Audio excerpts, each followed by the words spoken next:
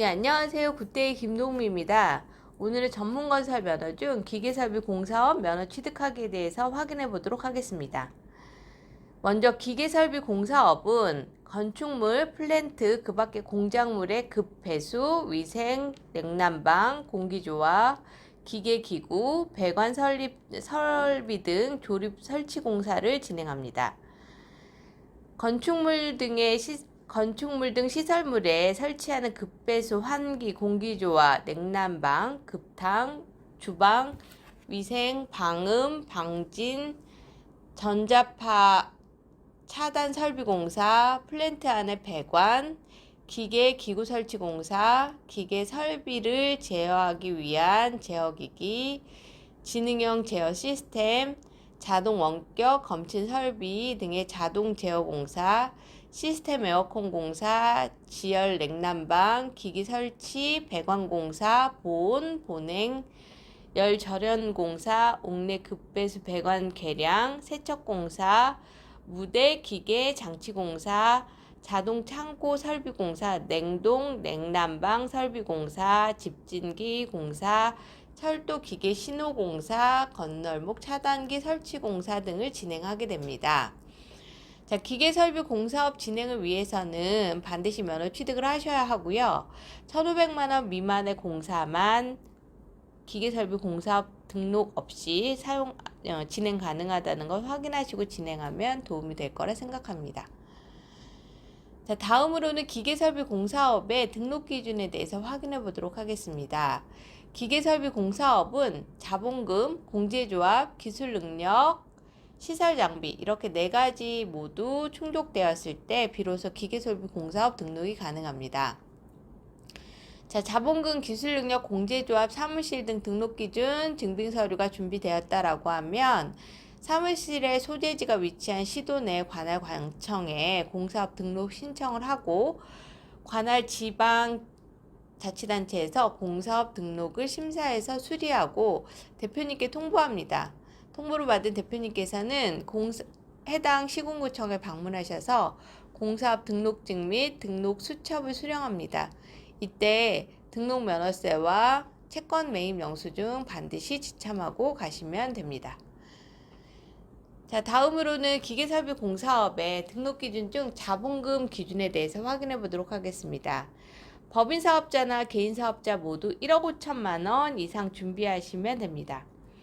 법인의 경우에는 납입 자본금이라고 해서 등기부 등본상에 등재되는 자본금과 실질적인 자본금, 재무제표상의 겸업자산, 부채 등을 제외한 실질자산이 모두 동일하게 충족이 되어야 하고 개인 사업자는 실질자본금만 충족을 하면 가능합니다.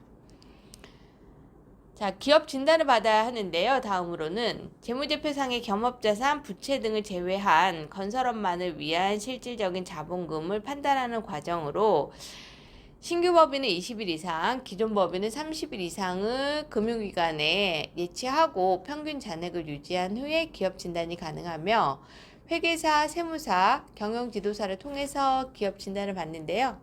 적격 판정을 받은 기업진단 보고서를 첨부해 주셔야만 기계설비 공사업의 자본금을 준비했다라고 인정받으실 수 있습니다. 다음으로는 기계설비 공사업의 공제조합 등록 기준을 확인해 보도록 할게요. 법인이나 개인 사업자 모두 자본금 동일하기 때문에 동일하게 준비하시면 가능합니다.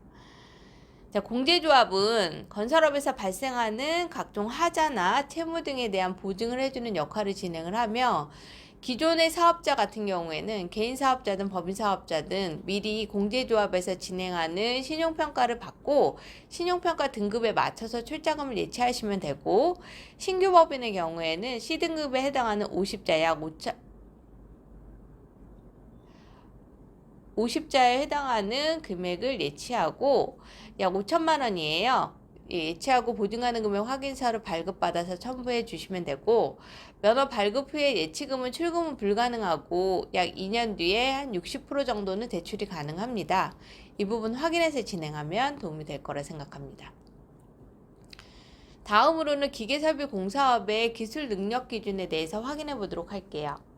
건설 기술인 2명 이상입니다. 세부적으로 내용 확인하시면 건설기술진흥법에 따른 기계 또는 건축 분야의 초급 이상 건설 기술인 또는 국가기술자격법에 따른 관련 종목의 기술자격 취득자 중 2명 이상입니다. 기술자는 모두 4대 보험 반드시 필수로 가입하셔야 하고 겸업이나 겸직은 금지되어 있습니다. 그리고 1인이 1자격만 인정 가능하다는 것 확인하시고요. 간혹 기술자들이 개인사업자에 있는 경우 문제가 되는 경우 있습니다. 이 부분도 꼭 확인하시고 진행하면 도움이 될 겁니다. 자, 기술자격 취득자는 상세 범위가 너무 다양하므로 별도로 문의를 주시면 저희가 확인해서 말씀드리도록 하겠습니다. 네, 마지막으로 기계설비공사업의 시설 장비 등록 기준을 확인해 볼게요. 기계설비공사업은 장비에 대한 기준은 없습니다. 장비는 준비하지 않으셔도 되고요. 전용 사무실은 준비하셔야 합니다. 사무실은 법인의 경우에는 본점 소재지, 개인사업자의 경우에는 사업장 소재지 내에 위치하고 있어야 하고 건축법상 근린생활시설이나 오피스가 적합합니다. 주거용이나 농업용 등은 불가능하고요. 간혹은 용도가 불분명하면 저희 쪽으로 연락을 주셔도 되고 아니면 해당 시군구청의 담당 주무관과 통화하셔서 진행하셔도 됩니다.